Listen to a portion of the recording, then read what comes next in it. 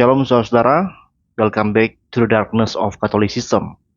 Di video ini saya akan mengobrak-abrik kosmos gereja Katolik mengenai berdoa lewat perantaraan Orang Kudus, ya, yang dibangun melalui narasi pengajar kultus Katolik Roma. Siapa lagi kalau bukan Patrice Allegro? Dalam videonya yang ini, dia mencoba untuk menjelaskan dan membenarkan praktek doa Orang Kudus sambil menentang prinsip sola scriptura. Dia mengutip banyak sekali ayat Alkitab, kemudian dia tafsir dengan sudut pandang filsafatnya yang lebih berkesan eisegesis bukan exegese, karena terlihat dari kesimpulan-kesimpulan yang dia tarik dari setiap premis dalam setiap argumen, itu selalu memiliki lompatan logika. Kita akan buktikan, teman-teman. Mari kita dengarkan argumen dia yang pertama yang akan kita bantah. Salve fratres, welcome back to my channel. This is not the jungle of Protestantism. Lain waktu kita masuk ke rimba Protestantisme, tapi kali ini kita masuk ke dalam kosmos gereja Katolik. Ada pertanyaan dari salah seorang netizen saya meminta penjelasan yang lebih mendasar tentang doa syafaat para kudus, pengantaraan para kudus.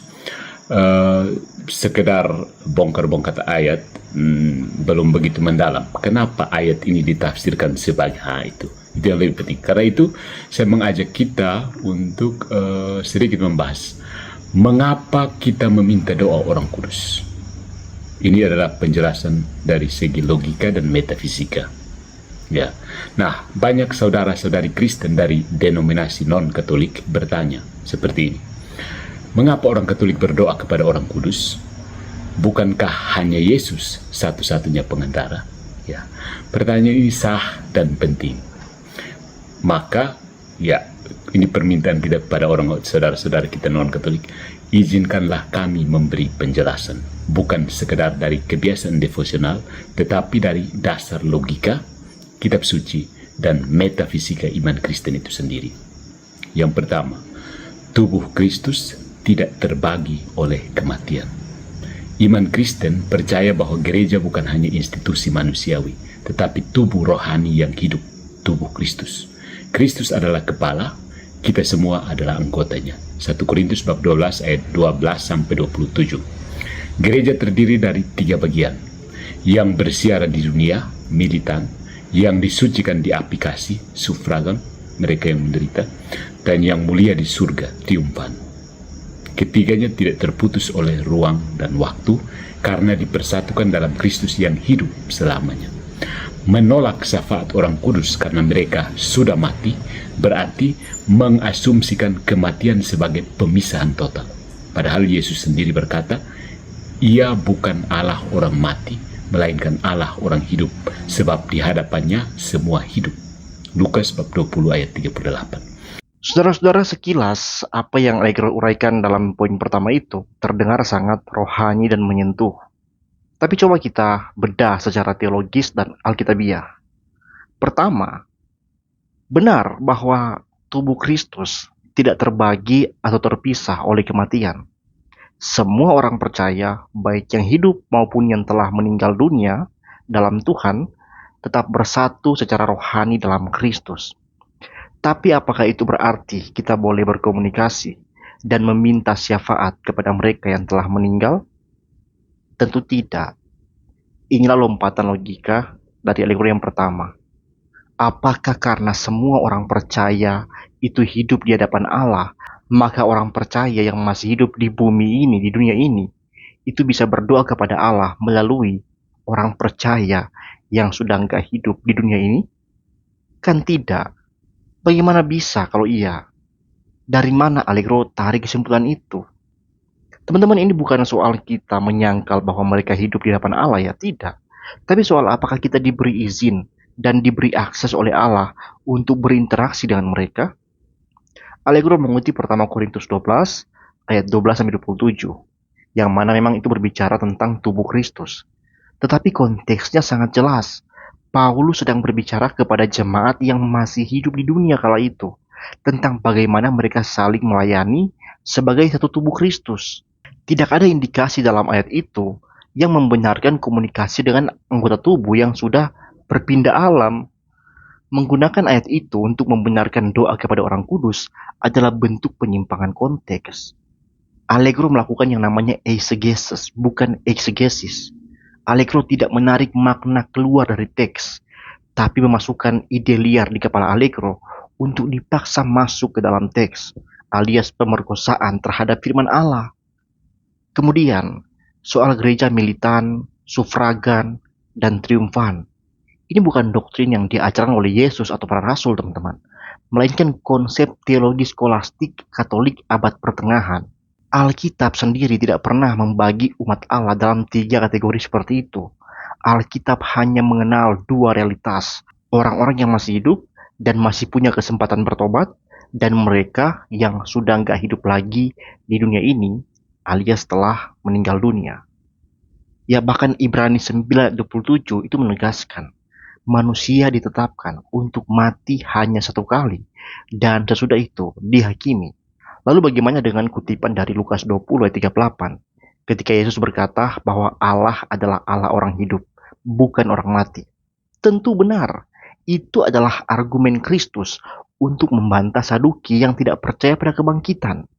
Ya, bukan tidak percaya pada berdoa kepada Yahweh melalui para nabi yang sudah mati. Tidak. Ya, itu jelas bukan seperti itu. Yesus tidak sedang membuka izin untuk berdoa kepada Abraham, Ishak, Yakub. Tidak. Dia hanya menegaskan bahwa mereka hidup di hadapan Allah.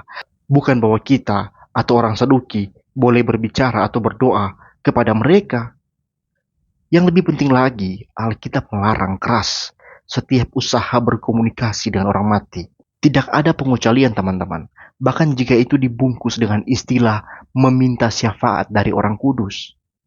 Saudara-saudara, kita harus ingat bahwa Kristus adalah satu-satunya pengantara antara Allah dan manusia. Kita nggak perlu mencari pengantara lain di surga. Kristus sendiri hidup selamanya untuk menjadi pengantara kita. Ibrani 7:25. Jika lewat Kristus kita bisa berdoa kepada Bapa di surga, kenapa lagi kita butuh mereka yang ada di surga selain Kristus untuk berdoa kepada Bapa? Bahkan di bumi ini, kita sudah punya pribadi ketiga Allah Tritunggal untuk menghentar doa kita kepada Kristus. Untuk apalagi ada perantaraan atau intercession yang lain dengan para kudus untuk sampaikan doa kepada Kristus? Apakah Roh Kudus gak cukup?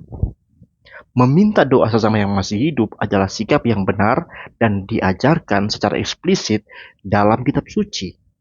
Tetapi meminta doa kepada yang sudah tidak ada di dunia, ya, tidak pernah diajarkan oleh Alkitab, melainkan dilarang oleh Alkitab. Jadi argumen bahwa tubuh Kristus tidak terbagi dan semua orang kudus hidup di hadapan Allah tidak bisa dijadikan dasar untuk membenarkan praktik doa kepada orang kudus. Yang jadi pertanyaan bukan apakah mereka hidup atau tidak, tetapi apakah Tuhan mengizinkan kita atau memerintahkan kita atau memperbolehkan kita untuk berkomunikasi dengan Allah melalui perantara mereka. Dan jawabannya dari Alkitab adalah tidak. Poin yang kedua, metafisika kasih yang melampaui dunia.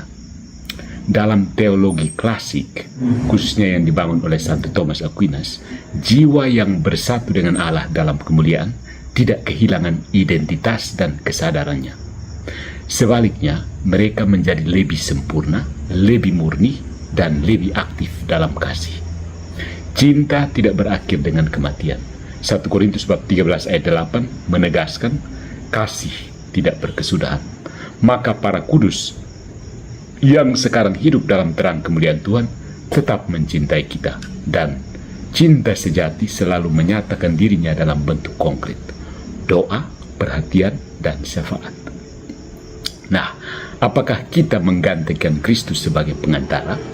Sama sekali tidak. Kristus adalah satu-satunya pengantara ilahi. 1 Timotius bab 2 ayat 5. Karena hanya Dia yang menghubungkan kita dengan Allah secara kodrati, natura, sebagai Allah dan manusia sekaligus. Namun dalam tubuh Kristus, kita semua ikut mengambil bagian dalam pengantaranya. Ambil bagian.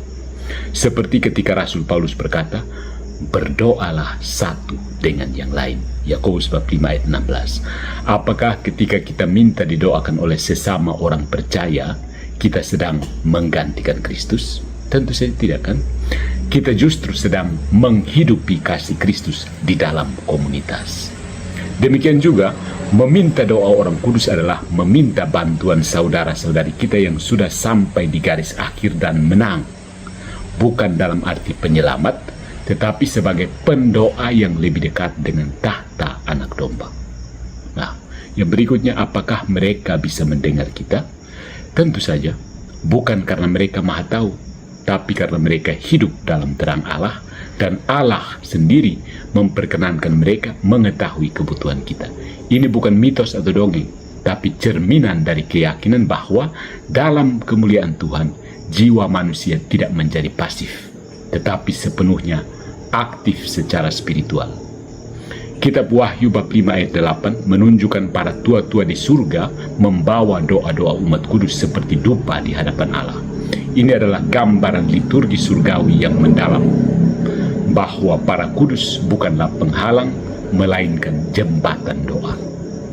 Jadi, mengapa meminta doa mereka? Karena mereka adalah bagian dari kita. Mereka adalah keluarga kita. Mereka telah menang dan sekarang berdiri di hadapan Allah sambil terus mencintai gereja di dunia.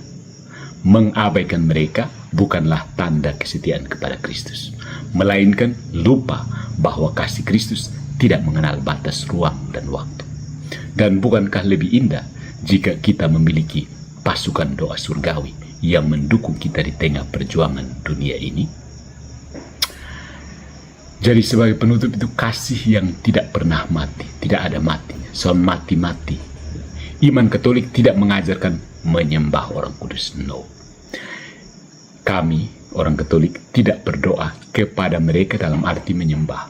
Kami meminta doa mereka, seperti kami meminta doa dari teman-teman rohani kami di bumi. Inilah buah dari keyakinan bahwa di dalam Kristus tidak ada yang hilang. Yang ada hanya kasih yang terus berbuah. Dan kepada mereka yang bertanya, mengapa harus meminta doa orang kudus? Kami balik bertanya, mengapa menolak cinta yang tetap hidup dalam kekekalan? Karena bejat total, kan? Apakah karena kasih tetap hidup, maka itu berarti kita boleh berdoa melalui orang kudus? Kan tidak. Ya, ini lagi-lagi lompatan logika. Benar, kasih tidak berkesudahan. Setuju saya. Tapi mengasihi tidak sama dengan mendengar doa atau menerima permintaan doa dari dunia, kan? Kita semua setuju bahwa orang percaya yang telah meninggal tetap mengasihi Allah dan mengasihi umat Allah. Tapi tidak ada satu ayat dasar dalam Alkitab yang menunjukkan bahwa mereka bisa atau harus dimintai syafaat oleh kita di dunia, kan? Teman-teman, kita harus hati-hati membedakan antara kasih yang terus hidup dan kemampuan mendengar doa lintas alam, teman-teman. Tidak ada dasar Alkitabiah yang menunjukkan bahwa kasih para kudus mengekspresikan diri dalam bentuk aktivitas spiritual sadar terhadap kehidupan kita di dunia. Allegro mengutip Yakobus 5 ayat 16, berdoalah satu dengan yang lain, sebagai dasar bahwa kita juga boleh meminta doa dari orang-orang yang sudah ada di surga. Tapi mari kita jujur terhadap konteks ayat itu, teman-teman. Ayat itu jelas-jelas ditunjukkan kepada jemaat yang masih hidup. Dalam konteks saling mengaku dosa dan saling mendoakan dalam komunitas gereja di bumi. Menggunakan ayat ini untuk membenarkan komunikasi doa dengan orang yang sudah nggak lagi ada di dunia adalah bentuk penyimpangan konteks yang sangat serius. Lagi-lagi, eisegesis. Membuktikan Allegro sama sekali nggak mengerti cara memahami kitab suci. Seorang Romo saja nggak paham cara baca Alkitab, cara memahami Alkitab, apalagi umatnya. Kemudian, pengantaraan Kristus nggak bisa difranchise-kan. Romo mengakui bahwa hanya Kristus satu-satunya pengantara antara Allah dan manusia. Lalu berkata bahwa kita ikut ambil bagian dalam pengantaraannya. Dan ini adalah kesalahan besar. Karena kalau dikatakan Kristus satu-satunya pengantara, lalu orang kudus pun bisa ikut ambil bagian dalam pengantaraannya, itu sama dengan membatalkan premis bahwa Kristus adalah satu-satunya pengantara. Satu-satunya pengantara bukan bagian utama pengantara. Kalau dikatakan kita atau orang kudus bisa menjadi atau mengambil bagian dalam pengantaran Kristus, Kristus tentu bukan lagi satu-satunya. Romo juga mengutip Wahyu 5 ayat 8, di mana para tua-tua di surga mempersembahkan doa-doa umat kudus seperti dupa di hadapan Allah. Tapi apa yang sebenarnya dikatakan teks itu? Wahyu 5 ayat 8 tidak mengatakan bahwa orang kudus di surga menerima doa dari kita di bumi, kan?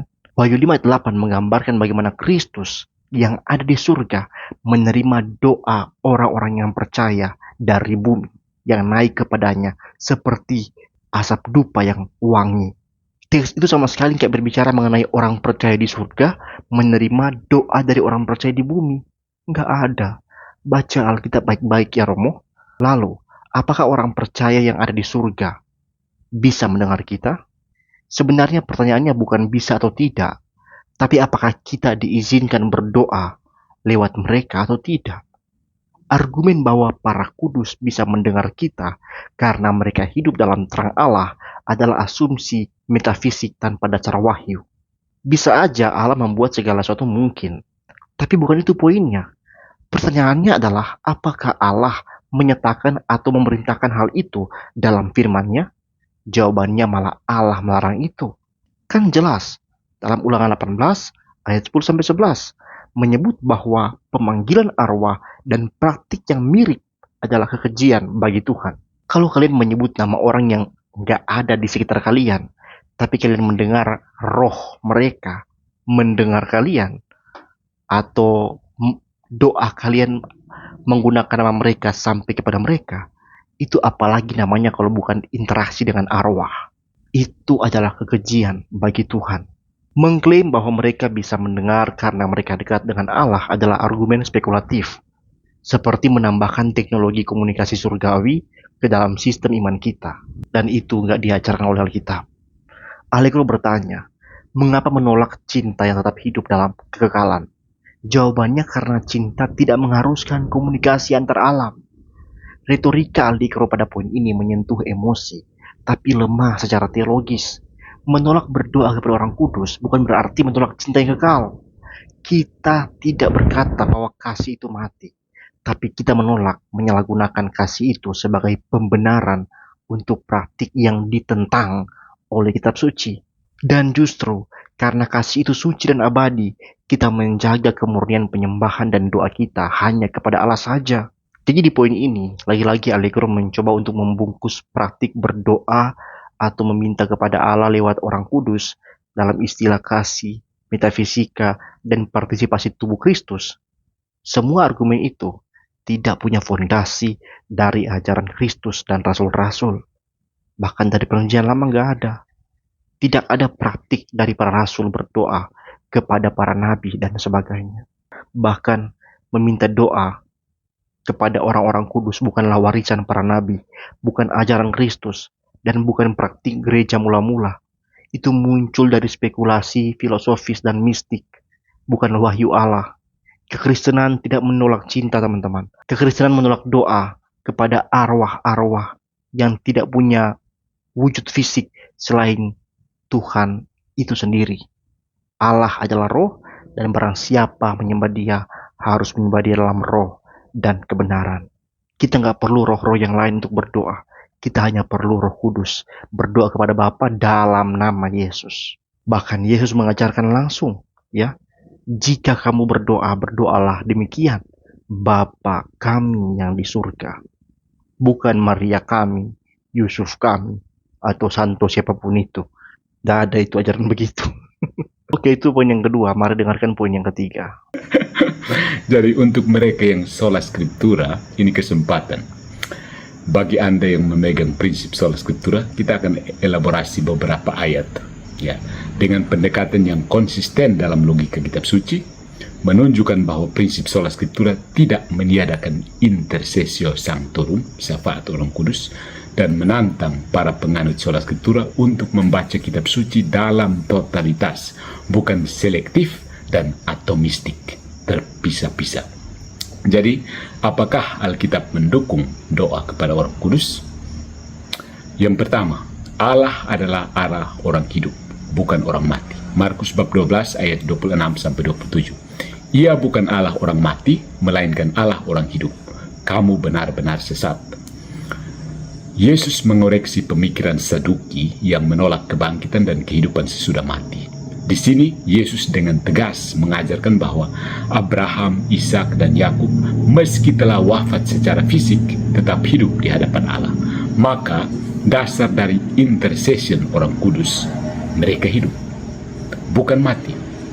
Menolak realitas ini adalah mengadopsi cara berpikir Saduki, bukan Injil. Ada Protestan yang mengadopsi pikiran ini, kayaknya mereka semua. Teman-teman, di bagian ini Allegro menantang prinsip sola scriptura, hanya kitab suci, dan berkata bahwa prinsip itu gak meniadakan intercessio santorum, yaitu syafaat orang kudus. Allegro menuduh bahwa Protestan atau Kristen telah membaca Alkitab secara atomistik, potong-potong dan selektif. Lalu Allegro mengutip Markus 12 ayat 26-27 bahwa Allah adalah Allah orang hidup, bukan orang mati. Menurut dia, itu adalah dasar bahwa Abraham, Ishak, dan Yakub meskipun sudah mati, tetap hidup di hadapan Allah. Dan dari situ, katanya, syafaat orang kudus dibenarkan. Teman-teman, sekilas tampak logis memang. Tapi mari kita uji logika dan konsistensinya, teman-teman. Yang pertama, Markus 12 ayat 26-27 tidak berbicara tentang meminta doa dari orang mati. Romo menafsirkan pasal itu sebagai dasar bahwa Abraham dan para leluhur hidup di hadapan Allah, dan karena itu bisa dimintai doa. Tapi perhatikan, Yesus sedang berbicara dengan, sekali lagi, orang Saduki yang gak percaya kebangkitan. Ia bukan sedang mengajar tentang praktik doa kepada orang yang telah meninggal, tapi tentang realitas kebangkitan tubuh dan hidup kekal. Yesus gak bilang, maka berdoalah kepada Abraham. Tidak. Dia hanya menunjukkan bahwa Allah bukan Allah orang mati. Sebab semua orang yang mati dalam iman kepadanya tetap hidup dalam hadiratnya. Titik. Tidak ada perintah untuk berkomunikasi dengan mereka. Jangan tarik kesimpulan dari kehampaan, Allegro. Kamu ngerti berlogika nggak? Bagaimana cara melihat premis, menarik kesimpulan? Kamu dapat kesimpulan bisa berdoa kepada mereka dari pasal itu? Dari mana? Tafsiran Allegro terhadap teks-teks ini itu sangat-sangat cacat logika, teman-teman. Kalau kalian yang belajar logika, saya yakin kalian sadar dia salah. Kecuali kalian nggak tahu logika tapi sok-sok tahu, ya mudah dibodohi memang. Tapi kalau saya dan orang-orang yang lain yang belajar membaca argumen, tahu dia itu cacat logika, dia itu menarik kesimpulan dari kehampaan, lompatan logika. Saudara-saudara, sola scriptura mengajak kita membaca kitab suci secara menyeluruh, konsisten, dan tunduk pada apa yang benar-benar dinyatakan Allah. Bukan tradisi, asumsi, filosofis, atau spekulasi teologis. Kita tidak menolak bahwa Abraham, Ishak, dan Yakub hidup di hadapan Allah. Tapi kita menolak menambahkan fungsi baru kepada mereka sebagai penerima doa umat Allah. Karena Alkitab tidak pernah, saya ulangi, Alkitab tidak pernah menunjukkan umat Allah yang sejati meminta doa kepada arwah orang kudus atau nabi atau siapapun itu, bahkan malaikat tidak. Prinsip sola scriptura mengajarkan bahwa segala doktrin, iman, dan praktik ibadah harus punya dasar yang kokoh dari apa yang tertulis. Jika tidak ada, maka kita tidak punya hak untuk memaksakannya atas nurani orang Kristen. Kristen sangat percaya bahwa orang yang percaya telah meninggal tetap hidup di hadapan Allah dan akan mengalami kebangkitan pada akhir zaman. Hanya saja kami tidak percaya mereka bisa dijadikan saluran doa umat di dunia ini kepada Bapa di surga. Itu dua hal yang sangat berbeda. Mari dengarkan poin berikutnya. Yang kedua, kita semua satu tubuh dalam Kristus. 1 Korintus bab 12 ayat 25-27, Roma bab 12 ayat 4-5. Kita semua anggota tubuh Kristus. Tubuh Kristus tidak hanya terdiri dari umat yang masih hidup di bumi. Jika kita bersatu dalam Kristus, maka kematian fisik tidak memutuskan relasi kita satu sama lain. Mereka yang telah menang, Wahyu 7:14, tetap bagian dari tubuh yang sama. Dan kasih dalam tubuh itu mengalir dalam bentuk doa dan syafaat. Teman-teman, Wahyu 7 ayat 14 tidak berbicara tentang para kudus yang menjadi pemberi syafaat. Dalam Wahyu 7 ayat 14, Yohanes melihat sekelompok besar orang yang telah mencuci jubah mereka dalam darah anak domba. Mereka adalah orang-orang yang menang. Tapi sekali lagi, tidak ada teks yang menyatakan bahwa mereka menjadi pemberi syafaat bagi kita atau saluran doa kita kepada Allah lewat mereka. Tidak ada. Yang ditonjolkan dalam bagian itu bukanlah mereka mendengar doa kita, tapi mereka menyembah Allah dan anak domba siang dan malam.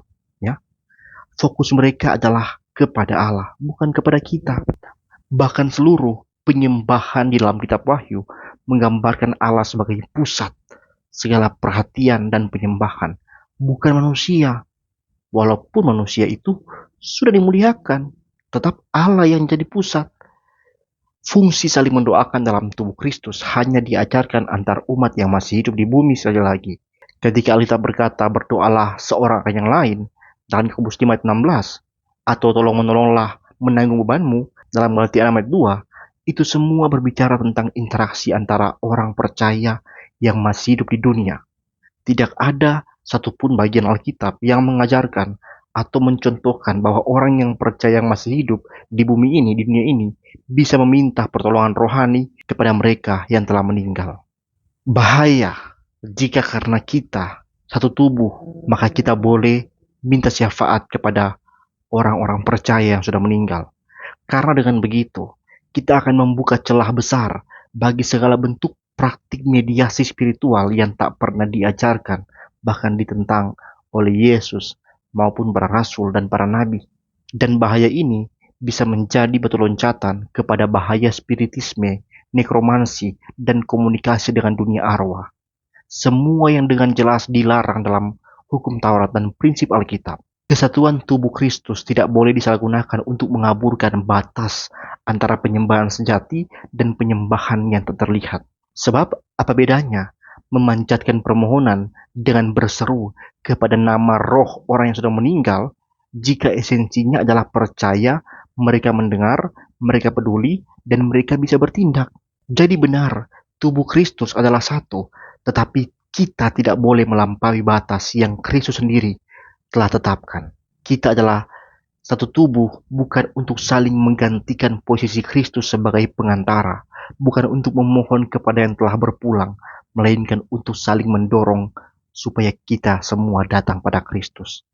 Satu-satunya sumber harapan dan keselamatan. Meminta syafaat orang kudus bukanlah wujud cinta dalam tubuh Kristus, melainkan bentuk kepercayaan spiritual yang menyimpang dari pola firman Allah, karena kasih yang sejati selalu tunduk pada kebenaran firman. Berikutnya Alkitab mengajarkan doa syafaat. Efesus bab 6 ayat 18, Roma bab 15 ayat 30, Kolose bab 4 ayat 3, 2 Tesalonika bab 1 ayat 11. Berdoalah selalu bagi semua orang kudus. Jika Alkitab menganjurkan doa syafaat dari sesama orang percaya, mengapa melarang doa dari mereka yang lebih bersatu dengan Kristus di surga? Penolakan atas syafaat para kudus adalah bentuk diskriminasi spiritual yang tidak konsisten. Mengizinkan syafaat orang berdosa di bumi, tetapi melarang syafaat orang yang sudah disempurnakan dalam kasih. Inkonsistensi parah dari Protestan. Teman-teman, pada bagian tadi, Allegro mengutip berbagai ayat yang memang benar-benar mendorong praktik doa syafaat antar sesama orang percaya. Sekali lagi, Efesus 6 ayat 18, Roma 15 ayat 30, Kolose 4 ayat 3, dan 2 Tesalonika 1 ayat 11. Semuanya memang menunjukkan bahwa berdoa syafaat adalah ekspresi nyata dari kasih Kristen. Tak ada penolakan dari pihak Kristen sejati terhadap kebenaran itu.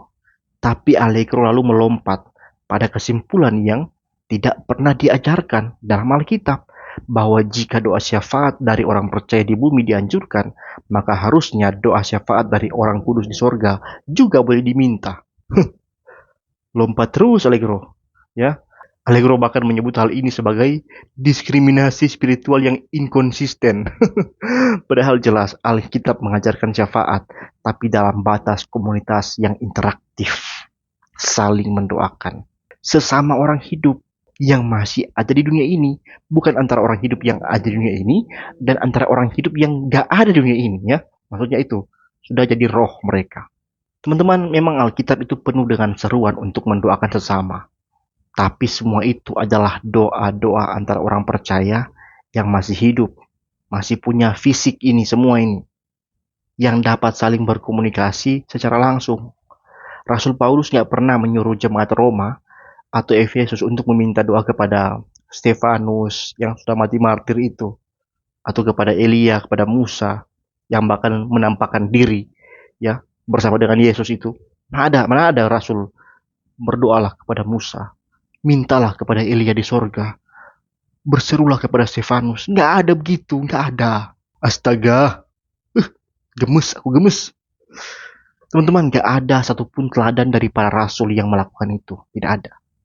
Kalau kita mau jujur kepada prinsip Alkitab, maka kita harus jujur melihat tidak ada satupun bagian dari Alkitab yang memerintahkan atau mencontohkan berdoa kepada Allah melalui atau bersama dengan orang-orang yang telah mati. Tidak ada satu kali pun rasul-rasul menyebut nama-nama nabi-nabi yang telah meninggal atau para martir yang telah meninggal selain nama Yesus Kristus. Tidak ada. Kemudian, syafaat juga bukan soal siapa lebih kudus, tapi soal siapa yang diberi mandat oleh Tuhan. Allegro menggunakan istilah diskriminasi spiritual, seolah-olah kita ini sedang memilih-milih berdasarkan siapa yang lebih layak atau lebih suci untuk mendoakan. Tapi ini bukan soal kelayakan, Allegro, melainkan soal mandat dan pola yang Tuhan nyatakan. Tuhan tidak pernah meminta kita menyusun daftar orang yang paling kudus untuk dijadikan perantaraan tambahan. Sebaliknya, Alkitab menunjuk hanya satu pengantara. Lagi-lagi, itu adalah manusia, Yesus Kristus. Dia adalah satu-satunya yang hidup untuk selamanya dan selalu menjadi perantara kita. Bukan kita menolak syafaat orang kudus karena mereka sudah suci, tapi karena Allah sendiri tidak pernah memerintahkan untuk kita mencari syafaat dari orang-orang yang sudah meninggal dunia. Teman-teman, doa itu adalah bentuk komunikasi spiritual kan? Nah, Alkitab melarang komunikasi dengan orang mati, orang yang sudah jadi arwah, ya. Ketika kita meminta doa dari orang kudus di surga, kita sedang melakukan tindakan komunikasi spiritual kepada seseorang yang tidak hadir secara fisik dan tidak berbicara secara langsung kepada kita. Ini masuk kategori komunikasi lintas alam yang berbeda, yang dalam Alkitab bukan hanya tidak diajarkan, tapi juga secara konsisten dilarang. Lalu, kesetiaan kepada Kristus justru ditunjukkan dengan kesetiaan kepada cara yang Ia tetapkan dalam firman-Nya. Orang-orang Kristen tidak menolak kasih. Justru karena kasih kita kepada Kristus, kita nggak mau menggantikan perannya atau menambahkan pengantara yang lain yang tidak pernah ditetapkan. Kita orang Kristen tidak membenci orang percaya yang sudah mati. Ya, kita menghormati mereka sebagai teladan iman kita. Tapi kita menolak meminta kepada mereka sesuatu yang tidak diajarkan Kristus. Dan itu bukan inkonsisten, tapi ketaatan. Jadi sekali lagi, mendoakan sesama orang percaya yang hidup adalah panggilan. Tapi berkomunikasi atau berdoa kepada Allah lewat perantaraan orang kudus yang sudah meninggal itu adalah sebuah penyimpangan. Itu bukan perluasan kasih, tapi pengerasan pusat iman. Tuhan tidak memanggil kita untuk membentuk jaringan doa lintas dunia, tapi untuk percaya kepada satu pengantara, satu kepala, satu juru selamat, yaitu Yesus Kristus Tuhan. Jadi pertanyaan yang lebih tepat adalah, mengapa tidak cukup dengan Kristus yang hidup untuk selama-lamanya, yang bangkit dari kematian? Bukankah lebih selamat kalau kita langsung datang pada takhta anugerahnya, seperti yang dijanjikan dalam Ibrani 4 ayat 16? Kemudian ada kitab suci mendokumentasikan penghormatan kepada makhluk surgawi. Yosua bab 5 ayat 14, Daniel bab 8 ayat 17, Tobit bab 12 ayat 16. Yosua sujud menyembah dan menyembah utusan Tuhan. Jika penghormatan kepada malaikat yang bersatu dengan Tuhan tidak dilarang dan malah dicatat dengan hormat, bagaimana mungkin penghormatan, bukan penyembahan, kepada para kudus yang hidup dalam hadirat Tuhan dianggap sebagai penyembahan berhala? Ini membuktikan bahwa venerasi bukan penyembahan dan penghormatan kepada makhluk surgawi adalah hal yang dikenal dalam Alkitab. Saudara, teks-teks yang dikutip tidak dapat dijadikan dasar doktrin penghormatan kepada makhluk surgawi. Karena pertama, mari lihat Yosua 5 ayat 14, di mana Yosua sujud di hadapan panglima tentara Tuhan. Apakah ini malaikat biasa? Tidak. Banyak penafsir yang melihat ini sebagai teofani, penampakan Allah sendiri dalam rupa manusia, yang sering disebut sebagai Kristofani. Buktinya, Yosua disuruh menanggalkan kasut karena tanah itu kudus. Yosua 5 ayat 15. Persis seperti Musa di semak yang menyala. Keluaran 3 ayat 5. Yang jelas adalah perjumpaan langsung dengan Allah. Jadi, Yosua sujud itu kepada pribadi ilahi yang menyatakan kekudusan Allah sendiri. Daniel 8 ayat 17 memang menunjukkan Daniel tersungkur karena ketakutan di hadapan malaikat Gabriel, tapi itu bukan tindakan penghormatan liturgis atau devosi. Bukan, itu reaksi alamiah dari manusia yang kaget, syok, melihat hadirat surgawi yang luar biasa yang belum pernah dia lihat sebelumnya. Ya, itu bukan model untuk doa atau penghormatan kepada makhluk, tidak. Kemudian, Apokrifa Tobit 12 ayat 16 yang juga menggambarkan Tobit dan anaknya tersungkur karena takut setelah menyadari bahwa mereka berbicara dengan malaikat. Tapi perlu dilihat, malaikat di situ itu menegur mereka. Tobit 12 ayat 17 sampai 18. Janganlah takut, damai sejahtera Allah menyertai kamu. Pujilah Allah untuk selama-lamanya. Ini bukan promosi penghormatan kepada malaikat, tapi justru pengalihan fokus kepada Tuhan. Jangan takut kepada malaikat, karena takutlah kepada Allah saja. Ya, pujilah Allah. Alkitab memang mengakui respek atau rasa gentar terhadap makhluk surgawi, tapi nggak pernah mengizinkan, apalagi menghancurkan devosi, penghormatan liturgis, atau permintaan doa kepada mereka. Setiap kali manusia mencoba untuk sujud kepada malaikat, apa respon malaikat? Baca Wahyu 19 ayat 10 dan pasal 22 ayat 8-9. Sangat tegas. Aku tersungkur di depan kakinya, malaikat, untuk menyembah dia. Tapi dia berkata kepadaku, jangan berbuat demikian. Aku adalah hamba, sama seperti engkau dan saudara-saudaramu. Sembahlah Allah. Jadi teman-teman, jika malaikat saja menolak disembah atau dihormati secara religius, mengapa kita harus percaya bahwa para kudus di surga menginginkan penghormatan itu? Istilah penghormatan bukan penyembahan adalah dikotomi buatan yang tidak didukung Alkitab, saudara-saudara. Gereja Katolik membagi penyembahan menjadi 3. Latria untuk Allah, dulia untuk para kudus, dan hiperdulia untuk Maria. Tapi pembagian ini tidak pernah ditemukan dalam kitab suci. Dalam Alkitab, baik dalam bahasa Ibrani maupun Yunani, tindakan seperti sujud, berdoa, mempersembahkan sesuatu dalam liturgi, semua itu adalah tindakan ibadah kepada Allah. Dan ketika itu ditujukan kepada yang bukan Allah, itu selalu dikecam sebagai penyembahan berhala. Contoh yang tegas dalam 2 Raja-Raja 23 ayat 5, di mana di situ mencelah umat yang membakar dupa kepada matahari, bulan, dan rasi bintang. Apakah mereka menganggap benda-benda itu Tuhan? Tentu tidak, tapi mereka mempersembahkan penghormatan liturgis, dan itu sudah cukup bagi Tuhan untuk menyebutnya sebagai berhala. Maka ketika orang Katolik mengatakan kami tidak menyembah para kudus, kami hanya menghormati, pertanyaannya bukan soal intensi pribadi, tapi soal bentuk dan isi praktek itu. Jika kalian berdoa kepada mereka, mempersembahkan lilin, menyanyikan pujian, mencium patung mereka, dan meminta syafaat spiritual mereka dalam liturgi-liturgi kalian, maka kalian sedang melakukan tindakan penyembahan dalam bentuk yang sama seperti yang Alkitab larang. Menghormati tokoh iman adalah hal yang baik, selama kita tidak memberi mereka tempat yang hanya layak bagi Allah. Alkitab nggak pernah mencatat penghormatan liturgis kepada malaikat atau orang kudus sebagai praktek rohani umat percaya. Yang ada justru larangan dan koreksi. Jadi ketika Allegro membandingkan penghormatan kepada malaikat dengan devosi kepada orang kudus, sesungguhnya secara nyata Allegro sedang menyesatkan konteks dan pengabaian respon ilahi yang ditulis dalam Alkitab. Penghormatan yang sehat adalah mengikuti teladan iman dari mereka, bukan memanjatkan doa kepada mereka. Yang kelima, para kudus bersatu dengan Allah dan melihat Dia muka dengan muka. 1 Korintus bab 13 ayat 12, 1 Yohanes bab 3 ayat 2. Kita akan melihat Dia muka dengan muka. Kita akan menjadi seperti Dia.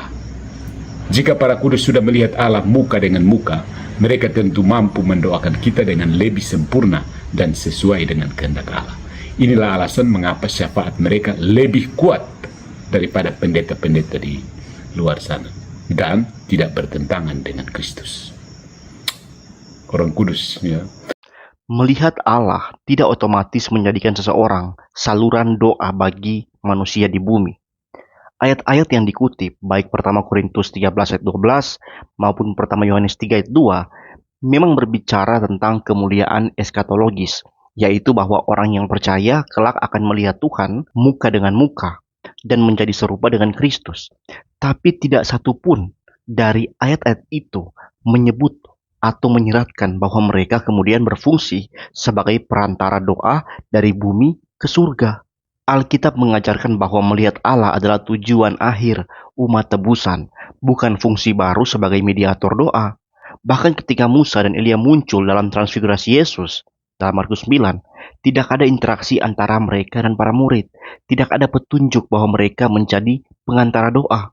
Klaim bahwa orang kudus lebih kuat karena mereka sudah di surga adalah kesimpulan teologis yang tidak pernah diajarkan Alkitab.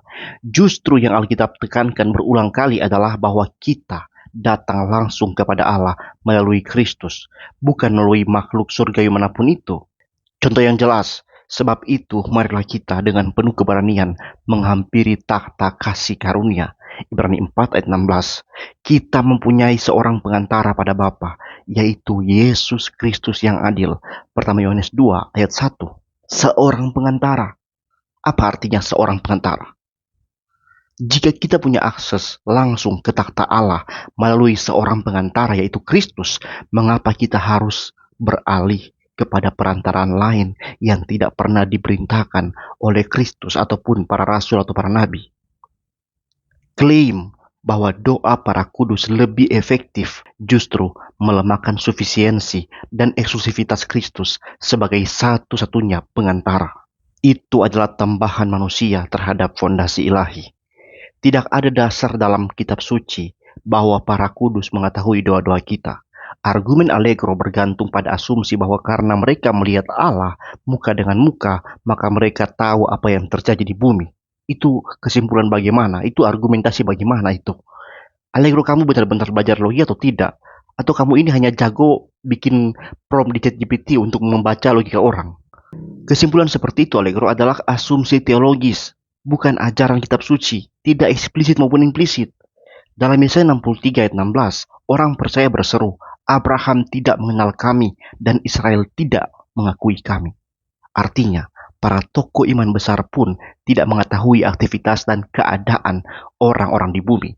Pengetahuan tentang apa yang kita alami bukan milik makhluk surgawi, tetapi milik Allah semata-mata. Syafaat orang percaya tidak pernah dihubungkan dengan status mereka setelah meninggal dunia. Dalam Alkitab, doa syafaat adalah tanggung jawab umat percaya yang hidup di dunia ini, bukan para kudus yang sudah mati, sudah berpulang. Roma 12:30, Efesus 6 ayat 18, Kolose 4 ayat 3, dan 1 Tesalonika 5 ayat 25 semuanya berbicara tentang doa syafaat antar sesama orang percaya yang hidup sebagai bagian dari pelayanan tubuh Kristus di dunia. Tidak ada satu ayat pun yang menyuruh kita atau memberi contoh meminta doa dari orang yang sudah mati, meskipun mereka benar dan suci. Keenam, orang yang wafat dalam Tuhan menjadi seperti malaikat, bukan bejat total. Lukas bab 20 ayat 34-38. Mereka tidak dapat mati lagi. Mereka sama seperti malaikat. Yesus sendiri mengajarkan bahwa mereka yang telah bangkit menjadi seperti malaikat, yakni hidup dalam dimensi spiritual dan bersatu dengan Tuhan. Maka seperti malaikat, mereka bukan tidak tahu menahu, tetapi justru aktif dalam pujian dan pelayanan kepada Allah, termasuk mendoakan umat di bumi. Dalam Lukas 20, Yesus tidak berkata bahwa orang percaya akan menjadi malaikat atau memiliki fungsi seperti malaikat. Yesus hanya berkata bahwa mereka seperti malaikat dalam hal tidak kawin dan tidak mati lagi, bukan dalam segala aspek, apalagi dalam kemampuan supernatural seperti mendengar doa dari bumi. Kesalahan besar terjadi jika kita menyamakan hidup seperti malaikat dengan mampu mengetahui isi hati dan doa manusia. Lagi-lagi itu adalah asumsi, lompatan logika yang tidak ada dasarnya dalam teks. Malaikat pun dalam Alkitab hanya tahu apa yang Allah nyatakan kepada mereka dan tidak pernah digambarkan mereka mendengar atau menerima doa dari manusia. Tidak ada ajaran dalam Alkitab bahwa malaikat mendoakan manusia. Satu-satunya yang berdoa bagi kita dalam Alkitab adalah Roh Kudus, ya, pribadi ketiga Allah Tritunggal. Roma 8 ayat 26 sampai 27. Dan Yesus Kristus yang ada di sebelah kanan Allah saat ini, yang menjadi pensyafaat bagi kita. Ibrani 7 ayat 25. Malaikat digambarkan sebagai pelayan dan utusan Allah, bukan sebagai perantara doa, ya, bukan. Kalau malaikat saja tidak menerima doa dari manusia, bagaimana mungkin manusia yang sudah mati atau yang disebut para kudus yang hidup di hadapan Allah itu, yang meskipun sudah dipermuliakan, bisa menerima doa kita dan menyampaikannya kepada Allah? Bagaimana itu? Aktif dalam pujian dan pelayanan kepada Allah tidak sama dengan menerima dan menyampaikan doa dari manusia. Dalam ayat 4 dan 5, para makhluk surgawi termasuk para tua-tua dan malaikat memang digambarkan aktif dalam liturgi surgawi, menyembah dan memuji Allah. Tapi ini adalah ekspresi penyembahan kepada Allah, bukan komunikasi dua arah antara mereka dan manusia di bumi. Wahyu 5 ayat 8 sering dijadikan dasar bahwa para tua-tua membawa doa-doa orang seperti dupa di hadapan Allah. Tapi mari perhatikan baik-baik. Ayat itu nggak berkata bahwa mereka menerima doa dari manusia di bumi. Doa-doa itu sudah dikumpulkan dan disimbolkan sebagai mangkuk emas berisi dupa. Sebuah lambang, bukan laporan literal tentang komunikasi roh dengan manusia. Bukan. Kalau kita konsisten dengan prinsip hermeneutika, kita tidak bisa membangun praktik devosional seperti doa kepada orang mati dari satu simbol liturgi. Doa hanya boleh dipanjatkan kepada Allah, bukan kepada makhluk rohani yang lain, yang bukan Allah. Alkitab sangat konsisten. Doa adalah bentuk ibadah, Mazmur 65 ayat 2, dan harus diarahkan hanya kepada Allah. Bahkan Yohanes pun ditegur ketika mencoba untuk sujud kepada malaikatnya dalam ayat 22 ayat 8-9. Kita tidak diperbolehkan menyembah, memanggil, atau bergantung pada makhluk rohani, entah malaikat maupun manusia yang telah meninggal dunia, yang telah dimuliakan di surga sebagai sumber pertolongan spiritual. Gak boleh, ya teman-teman. Maka teman-teman, jika malaikat saja tidak boleh menjadi objek doa atau pengantara rohani, lebih-lebih lagi manusia yang telah meninggal, sekalipun mereka adalah orang suci. Kemudian intercession dari jiwa-jiwa orang benar itu tercatat dalam 2 Makabe bab 15 ayat 11-16. Onias dan Yeremia yang sudah wafat menampakkan diri dan berdoa bagi bangsa Israel. Ayat ini sangat-sangat eksplisit. Dua tokoh perjanjian lama yang telah meninggal mendoakan umat Israel dari alam baka. Meskipun saudara-saudari Protestan sering menolak kitab Makabe karena tidak termasuk kanon Ibrani, fakta sejarahnya Yesus dan para rasul memakai Septuaginta yang memuat kitab-kitab ini. Jika prinsip sola scriptura ingin konsisten, maka mereka perlu menjelaskan mengapa ayat ini ditolak, padahal menjadi dasar kuat intersesio kepada orang kudus. Allegro mengangkat 2 Makabe 15 ayat 11-16 yang menggambarkan imam besar Onias dan Nabi Yeremia, dua tokoh yang sudah wafat yang muncul dalam penglihatan dan berdoa bagi Israel. Dari sini Romo menyimpulkan bahwa orang-orang kudus yang telah mati memang bisa menjadi perantara doa bagi yang masih hidup. Mari kita lihat teman-teman baik-baik bagian itu dalam kitab yang sebenarnya statusnya nggak kanonik.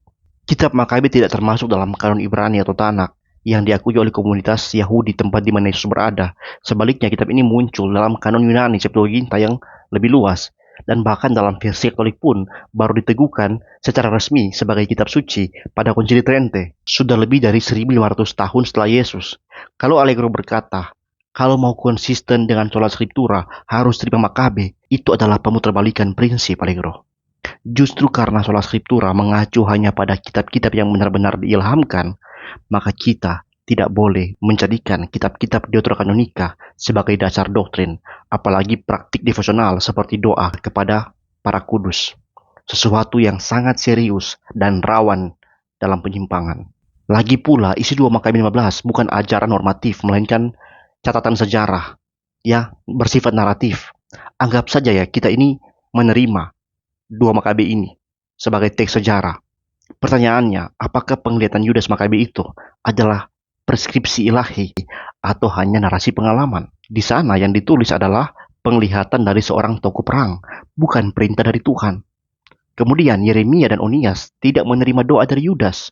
Mereka menampakkan diri secara ilahi, yang mirip seperti Musa dan Elia dalam peristiwa transfigurasi, dan doa mereka tidak dimintakan oleh Yudas. Jadi jelas itu bukan contoh doa kepada orang kudus, tapi penghiburan surgawi dalam bentuk penglihatan yang sangat berbeda dari praktik devosional yang menyapa dan meminta bantuan roh orang-orang kudus. Dengan kata lain, tidak ada satupun ayat di seluruh Alkitab yang menunjukkan roh orang percaya berdoa kepada roh orang yang telah meninggal dunia.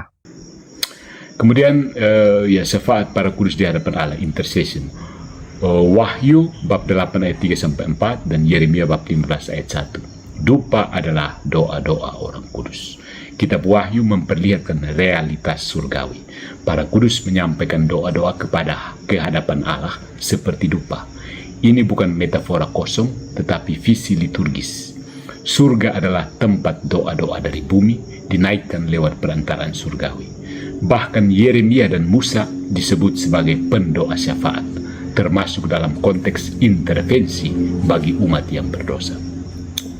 Jadi, bagi Anda yang berpegang pada sola scriptura, jika Anda benar-benar mengimani sola scriptura, maka Anda harus bersikap jujur terhadap seluruh isi kitab suci, bukan hanya bagian-bagian yang selaras dengan doktrin Anda. Kitab suci mengakui bahwa para kudus hidup di dalam Allah. Kitab suci menegaskan bahwa mereka tetap bagian dari tubuh Kristus. Kitab suci menyajikan teladan doa syafaat dari mereka, dan kitab suci menampilkan mereka sebagai penyampai doa di hadapan takhta Allah. Maka menolak perantaraan intercession orang kudus bukanlah sikap yang biblikal, tetapi reaksi dari penafsiran yang selektif dan seringkali dibentuk oleh prasangka teologis terhadap tradisi gereja. Sampai sini bisa paham? Silahkan komentar di bawah dan kita lanjutkan apologetika gereja yang satu, kudus, katolik, dan apostolik, keutuhan kebenaran Kristen. Allegro menyatakan bahwa Wahyu 8 ayat 3 dan Yeremia 15 ayat 1 membuktikan bahwa para kudus menaikkan doa-doa kita di hadapan Allah, bahkan menyebutnya sebagai visi liturgi surgawi yang bukan metafora kosong. Dia juga menambahkan bahwa Musa dan Yeremia disebut sebagai pendoa syafaat. Terakhir dia menuduh bahwa menolak syafaat orang kudus adalah bentuk ketidakkonsistenan dan prasangka terhadap tradisi gereja. Teman-teman, mari kita obrak-abrik pemikiran itu. Yang pertama, apakah Wahyu 8 ayat 4 mengajarkan para kudus sebagai perantara doa? Perhatikan baik-baik ayat-ayat ini, teman-teman. Yang membawa dupa dan doa ke hadapan Allah adalah malaikat, bukan para kudus. Orang-orang kudus di sini bukan hanya orang-orang yang percaya yang sudah mati, tapi juga umat Allah yang masih hidup di bumi. Karena konteksnya adalah doa-doa dari bumi yang dinaikkan, kan? Baca dong Alkitab. Ya, bahkan dalam seluruh kitab Wahyu, istilah orang-orang kudus sebenarnya dalam bahasa Yunani hoi hagioi selalu menunjuk kepada umat percaya yang masih hidup di bumi, bukan roh orang mati yang bertugas menjadi pendoa perantara. Jadi tidak ada dasar dari Wahyu 8 bahwa orang-orang kudus yang sudah mati menyampaikan doa-doa kita. Yang menaikkan doa adalah malaikat sebagai simbol pelayanan penyembahan surgawi. Dan itu pun adalah doa umat, bukan mereka. Yang kedua, apakah Musa dan Yeremia menjadi perantara setelah mati? Yeremia 15 ayat 1 mengatakan, sekalipun Musa dan Samuel berdiri di hadapanku, hatiku tidak akan berbalik kepada bangsa ini. Ini perkataan Tuhan yang disampaikan melalui Yeremia. Ayat ini adalah sindiran sebenarnya, bukan contoh teladan. Tuhan sedang mengatakan sekalipun Musa dan Samuel yang dikenal sebagai pendoa syafaat legendaris di bangsa Israel, meskipun mereka berdiri di hadapanku, Tuhan, aku tetap tidak akan mengampuni umat ini. Dan lebih penting lagi, ini bukan gambaran mereka benar-benar berdoa dari alam maut. Musa dan Samuel digunakan sebagai simbol intercesor di masa hidup mereka, bukan sudah mati. Jadi ayat itu justru menunjukkan Tuhan tidak digerakkan oleh perantaraan siapapun bila ia sudah memutuskan murka dan sama sekali tidak bisa dijadikan pembenaran untuk praktik devosional, praktik memohon syafaat dari orang-orang yang telah mati. Oh ya, by the way, kenapa nabi-nabi nggak menjadi santo dan santa di dalam Katolik? Tolong dijawab ya. Konsistensi dengan seluruh Alkitab. Siapa perantara kita? Poin yang terus diulang dari Alkitab selalu yang ditekankan dalam video ini adalah karena Allah itu esa dan esa pula dia yang menjadi perantara antara Allah dan manusia, yaitu manusia, Kristus Yesus. Pertama Timotius 2 ayat 5. Bukan sekedar pengantara doa, tapi satu-satunya jalan antara kita dengan Allah. Meminta doa kepada orang mati atau orang percaya yang sudah meninggal, walaupun disebut saudara seiman yang sudah dimuliakan, tetap adalah pelanggaran terhadap fungsi eksklusivitas Kristus sebagai pengantara tunggal. Lebih dari itu, permintaan doa kepada mereka tidak dicontohkan oleh siapapun dalam Alkitab. Para nabi tak pernah berdoa kepada Abraham atau Musa. Rasul-rasul tak pernah berkata, mintalah doa kepada Stefanus yang mati martir. Tidak. Jemaat mula-mula tak pernah diajarkan berdoa kepada Petrus, Paulus, ataupun Maria. Devosi kepada orang yang sudah meninggal melanggar prinsip penyembahan yang benar. Ya, dengan tindakan menyebut nama mereka dalam doa, menyampaikan permohonan secara pribadi kepada arwah mereka, menaruh harapan akan pertolongan melalui syafaat mereka, semuanya adalah bentuk ibadah secara fungsional yang oleh Alkitab disebut sebagai bentuk kesesatan rohani. Janganlah kamu berpaling kepada arwah atau kepada roh peramal. Janganlah kamu meminta petunjuk kepada mereka, sehingga kamu menjadi najis karena mereka. Akulah Tuhan Allahmu. Imamat 19 ayat 31. Sola Scriptura bukanlah menolak semua tradisi, teman-teman, tetapi menolak tradisi yang tidak didasarkan pada firman yang tertulis.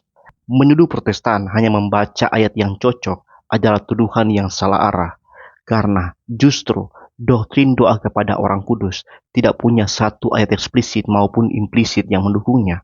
Kemudian, semua ayat yang disebutkan oleh Romo bila dibaca secara jujur dan konsisten dan logis dengan prinsip hermeneutik yang baik, tidak menunjukkan devosi kepada orang mati, tapi menunjukkan kekuatan doa saja dari orang percaya kepada Allah. Wahyu 8 tidak menunjukkan para kudus menerima dan menyampaikan doa umat. Yeremia 15 hanya memakai Musa dan Samuel sebagai contoh historis, bukan perantaran surgawi, dan tidak ada teladan Alkitab untuk doa kepada orang mati. Ya, praktik-praktik itu seperti yang diajarkan Allegro justru mengaburkan fungsi unik Kristus sebagai pengantara tunggal dan melanggar prinsip ibadah kepada Allah yang kudus dan eksklusif. Dengan demikian, praktik doa kepada orang kudus bukanlah buah dari pohon Alkitab, melainkan hasil dari tradisi manusia yang kemudian dijadikan dogma. Teman-teman, jangan biarkan diri kalian ditipu oleh pengajaran-pengajaran yang membawa kalian bukan kepada Allah saja. Kalian gak menjadi benci kepada para kudus atau orang-orang percaya yang sudah mati.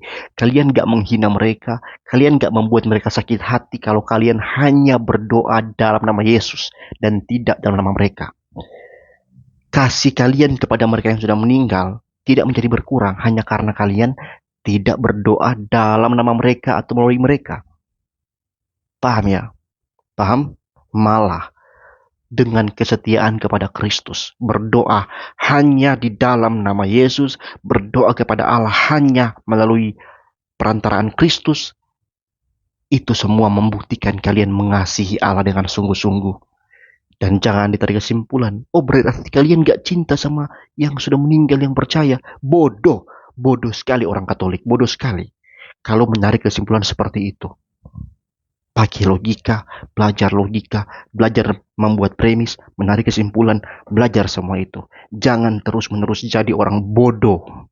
Kalau kita hanya berdoa kepada Allah melalui Kristus dalam nama Yesus, tidak berarti kita tidak mengasihi yang sudah meninggal, yang percaya, atau mereka yang percaya yang sudah ada di surga. Tidak seperti itu. Paham kalian sampai sini orang-orang bodoh Katolik Roma? Ya. Masih banyak Katolik Roma yang pintar, saya percaya, yang meskipun dia Katolik, dia membaca Alkitab, dia hanya berdoa kepada Allah, dia ikut misa, ikut liturgi, semuanya hanya sekedar saja, tapi imannya yang utama. Saya percaya seperti itu banyak. Tapi banyak juga yang bodoh, memang bodoh. Memang, waduh, karena kita tidak berdoa kepada para kudus, kita hanya mau berdoa kepada Allah melalui nama Yesus, kita tidak cinta sama yang orang percaya sudah meninggal. Kita tidak bersatu dengan mereka yang sudah meninggal. Itu kesimpulan dari mana, Allegro? Allegro. Aduh, ih, ih, ih. Saya kaget dengan kebodohan Romo Katolik ini. Jujur, saudara. Sekian video saya, teman-teman. Tuhan Yesus memberkati. Shalom.